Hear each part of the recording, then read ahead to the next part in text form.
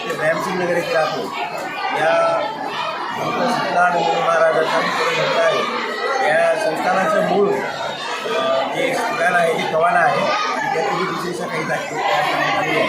या इथे गेल्या 35 वर्षापासून हा सप्ताह साजरा करण्यात येतो.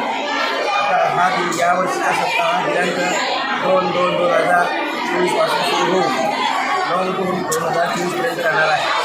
या सप्ताहामध्ये दररोज सकाळी नंदी महाराजांचा अभिषेक, त्याच्यानंतर श्रीरामृताचं पारायण, त्याच्यानंतर भागवत कथा असते. भागवत कथेनंतर मग सायंकाळी 6 वाजता शिवपाठ असते. शिवपाठानंतर संध्याकाळी कीर्तनाचा कार्यक्रम होतो. आतापर्यंत 4 दिवसांची सेवा झालेली आहे. आज कीर्तनकार कपडेताई यांचं कीर्तन आहे. त्याला तानाजी पाटील घोटवाडीकर आणि त्याच्यानंतर सुकंताबाई आणि अखेरच्या दिवशी तानाजी पाटील घोटवाडीकर यांचं कीर्तनाचा नाव. दरवर्षी आम्ही त्याचप्रमाणे कार्यक्रमाचं आयोजन करतो. उद्याला दिनांक 7 रोजी गंगास्नानासाठी पालखी निघते आणि गंगास्नान स्नान पालखी झाल्यानंतर इथे तसेच कवाना येथील मूळ संस्थानावरूनही सुद्धा नंदी महाराजांची पालखी उद्याला सकाळी निघते आणि परवाला 8 तारखेला सायंकाळी या ठिकाणी येते. आणि त्या शाळेची गाडी या पालखीचं श्री मनदीपसिंग बारवाले यांच्यातर्फेही त्याचं स्वागत करण्यात येते आणि आमच्या संस्थानातर्फे या दिंडीचे स्वागत करण्यात येते. ही दिंडी इथे आल्यानंतर दिवस रात्रभर इथे राहते आणि उद्या 9ला सकाळी ही दिंडी गंगास्नानासाठी जात असते आणि इथे याचा कार्यक्रम होतो. अशा प्रकारे या संस्थानातर्फे दरवर्षी कार्यक्रम आयोजित केले जातात. याही वर्षी केले जातात. त्यामध्ये कुठल्याही प्रकारचे आम्ही सर्व समाजाची लोक या ठिकाणी कुठल्याही प्रकारचे समाजाचे नाही तर सर्व कष्टपट्टीची या ठिकाणी सर्व मंदिरांचा हा कार्यक्रम आम्ही या ठिकाणी आयोजित करतो.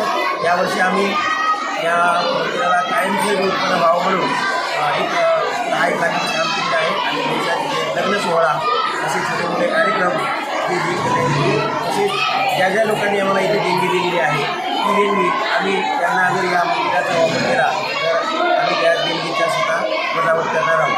असा आमचा उपक्रम आहे. देशात किती काही आपण आर्थिक परिस्थिती लावेल त्याप्रमाणे आम्ही काम करू. यावर्षी माननीय आमदार कल्याण देशामध्ये आम्हाला एक रोड दिलेली आहे त्या ठिकाणी. तसेच बरेच दानशूर करते दानशूर लोक आहेत त्यांनी सुद्धा आम्हाला अनुभव काम केलेलं आहे. तसेच दिनांक 8 रोजी दरवर्षी या दिवशी जी कवानाची दिंडी येते त्या दिंडीचं आम्ही एक लक्ष लावून याचं स्वागत करतो आणि ही आमची परंपरा कायमस्वरूपी आम्ही टिकवलेली आहे.